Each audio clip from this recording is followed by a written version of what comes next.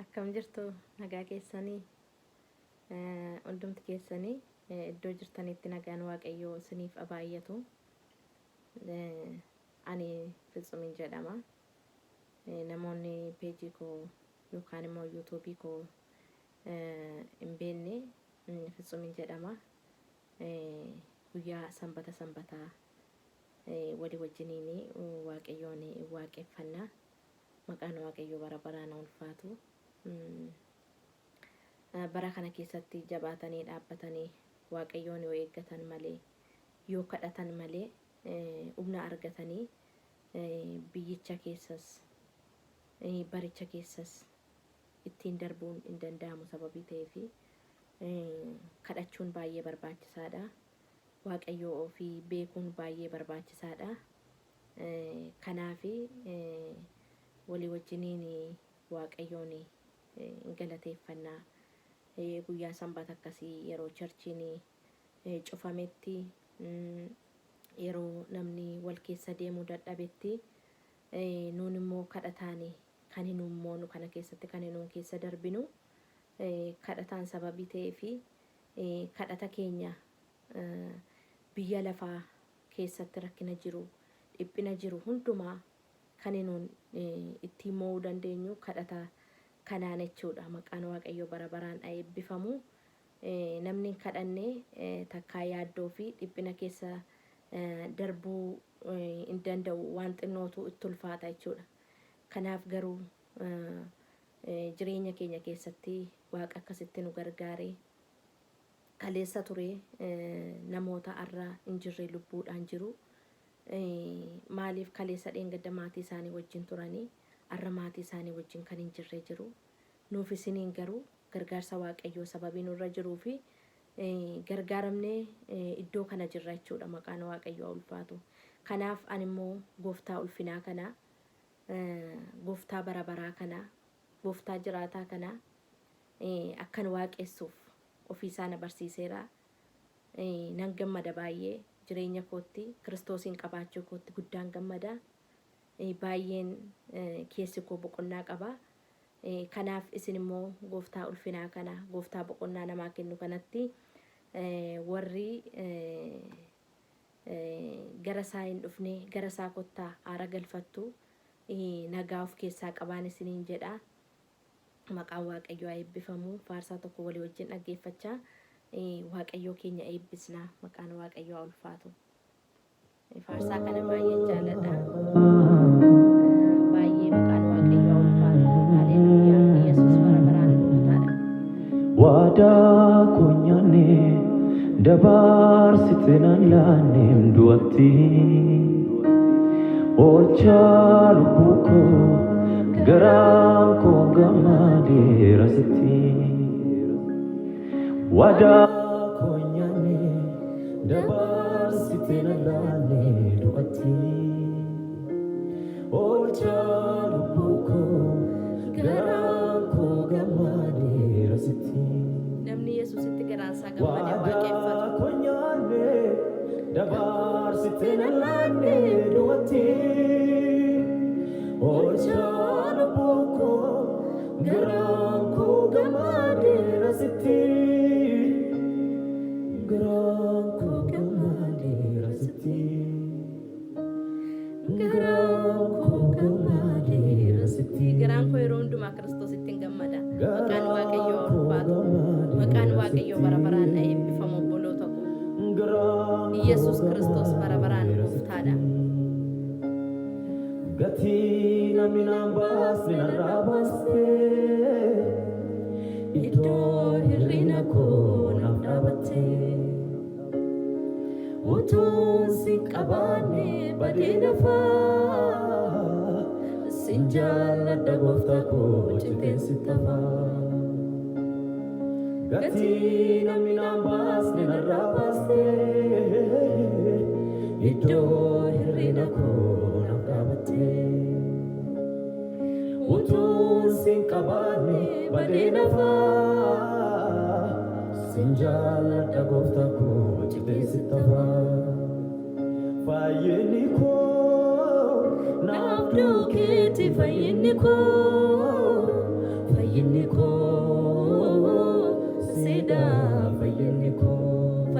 karaa Kiristoos malee karaa tokko iyyuu hin jiru. Yesus bara baraan gooftaadha. fayyinni koo sida fayyinni koo jechoota du'a miti jaalalli kee Namni jechootaan isin jaallachuu danda'a. Garuu jaalalli Kiristoos jecha duwwaa irratti kan hundaa'u miti. miti jaalalli kee Jireenya bara baraa kan ittiin argannu isaani. Ati naaf laatte lubbuu kee. Oh Jesus, What is the best kept secret to becoming a great singer? I'm going to answer that question in 30 seconds. Let's start.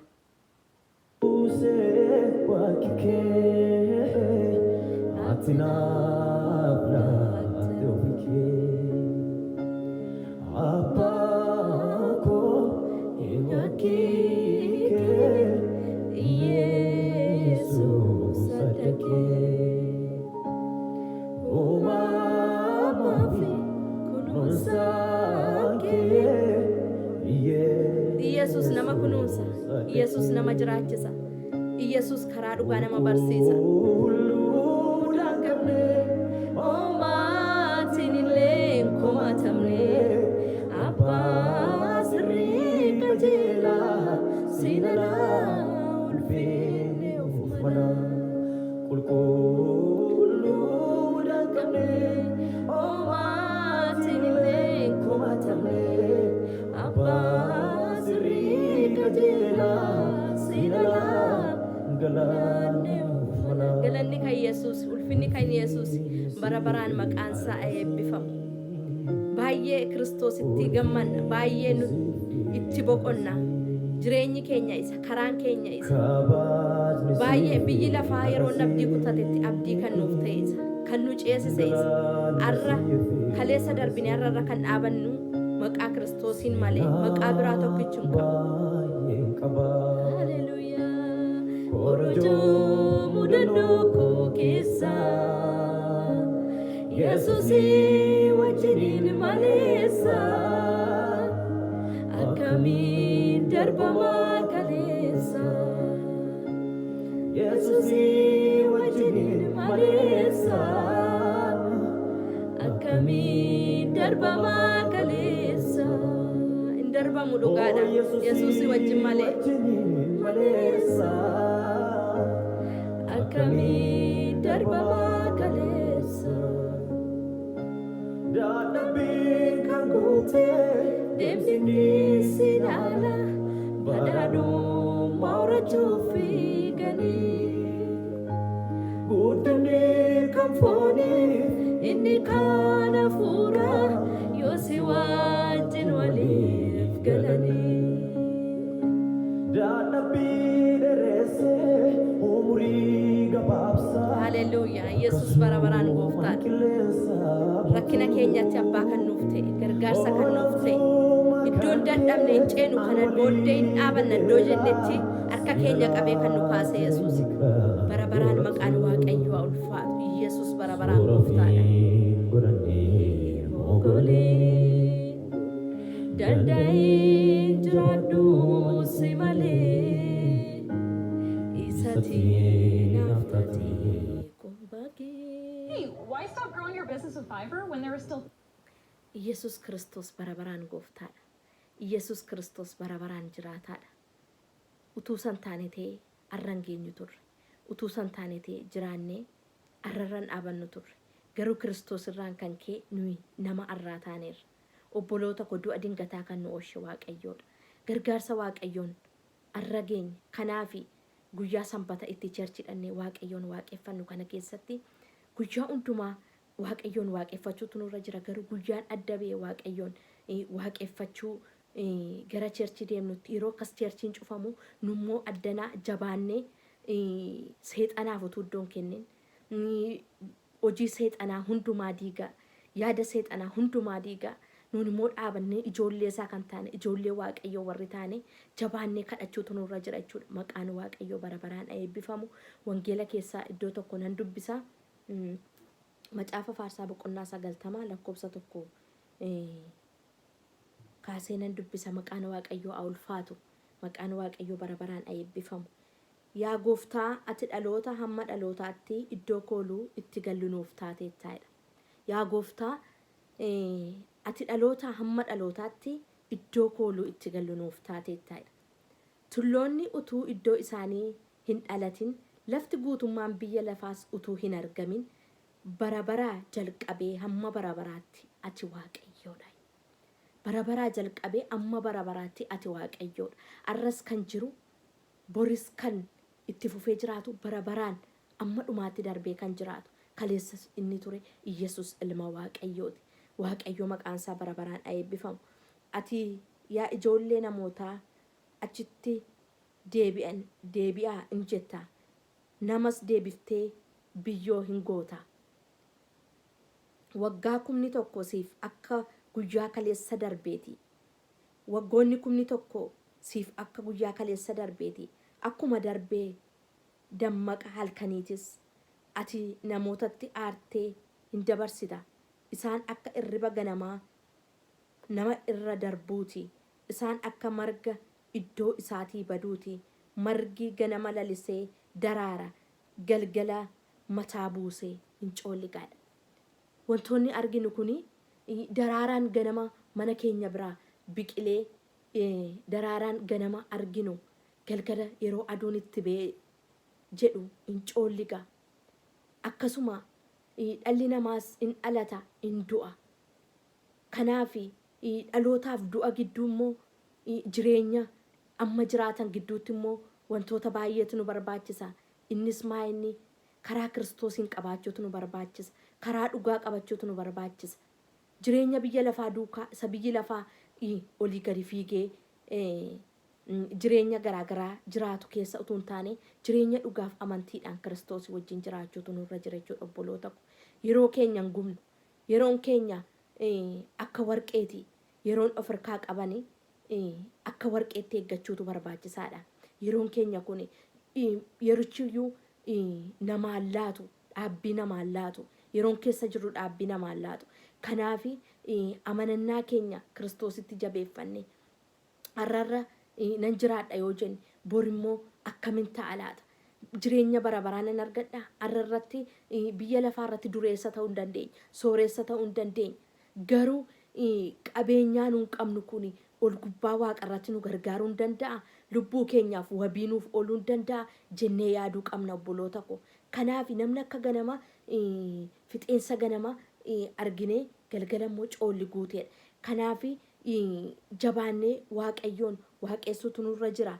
Kanaaf yaa gooftaa ati dhaloota hamma dhalootaatti iddoo itti maal taanu nuuf taatadha. Iddoo itti kooluu galledha. Kooluutti galla Waaqayyootti. Kooluutti galla obboloota ko. Waaqa jiraataa kanatti kooluu galla.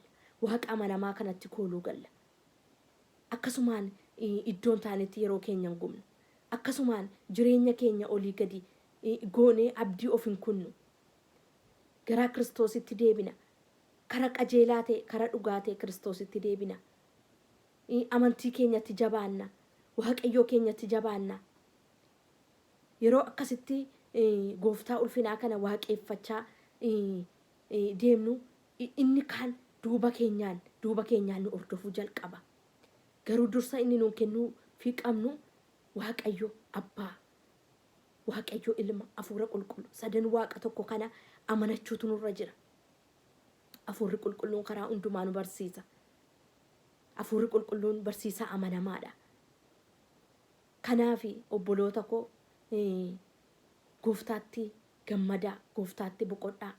Jireenyi dhugaa nama yaaddeessa. Barri keessa jirru bara hamaadha. Barri keessa jirru bara sodaachisaadha. Kaleessa argeera namni sin jettan har'a intu yeroo siniin jedhan baay'ee amanuu dadhabdu. Kanaaf yeroon gabaabbachaa jira. Yeroon keenya nutti deemaa jira. Kanaaf abdii keenya Waaqayyoo isa jiraataa haa godhannu. Kanaaf amantii keenya, kadhata keenya cimsannu, jilba keenya Kiristoositti jabeeffannu. Waammata keenya, wawwaannaa keenya gara Waaqayyootti godhannu. Waaqayyo immoo nuuf deebii qaba.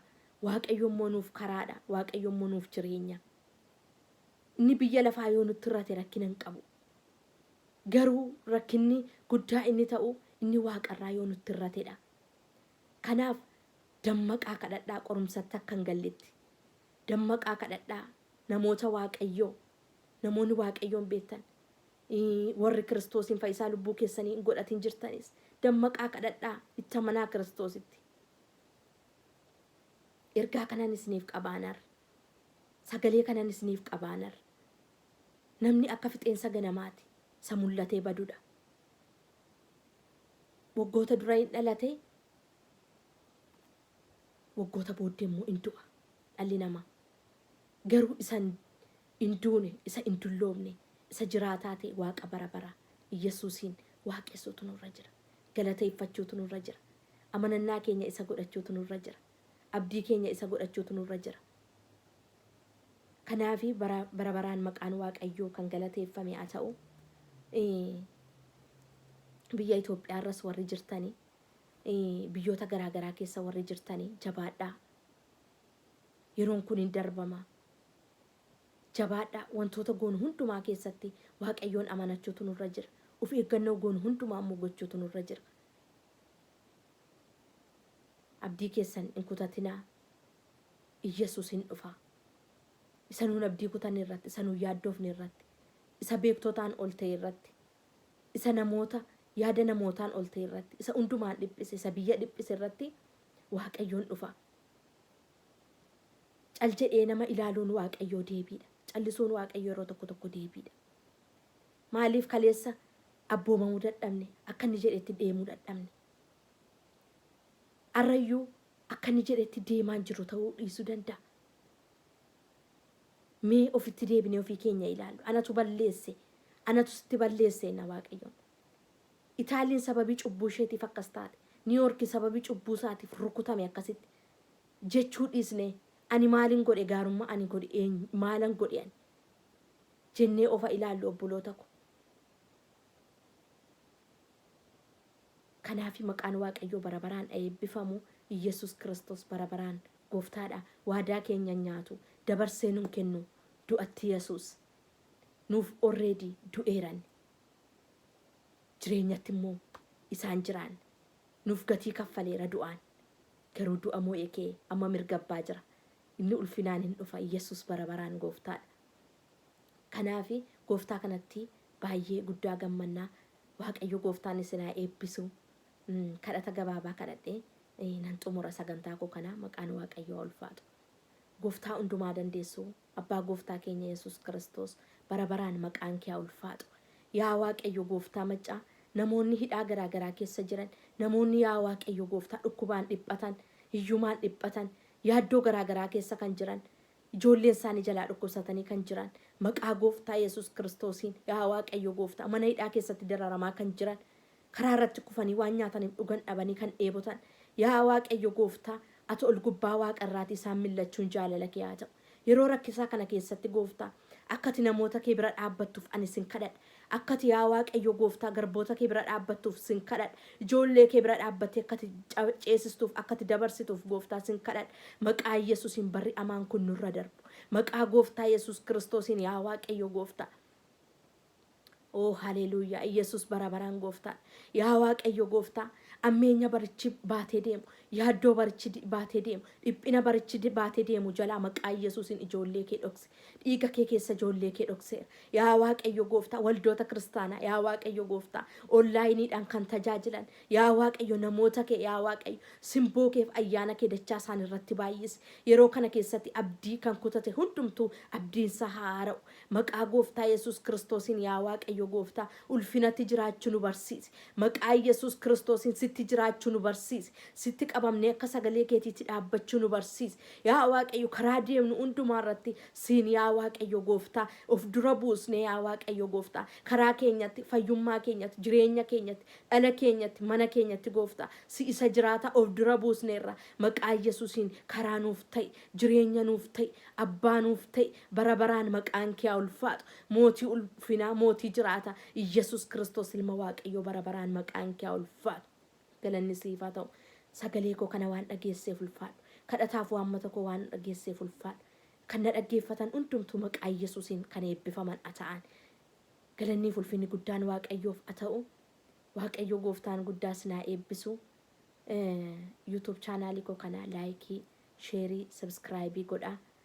Sagalee waaqayyoo sanbata walii wajjiniin akkasitti dhufnee in kadhanna. Galanni waaqayyoof haa ta'u. Waaqayyo keessa nu dabarsa, nu ceesisa. Iddoo jirtanitti nagaa naaf ta'aa isiniin jedha. Guddaan isin jaalladha, guddaan isin kabaja. Waaqayyo gooftaan isin haa eebbisu. Shalom.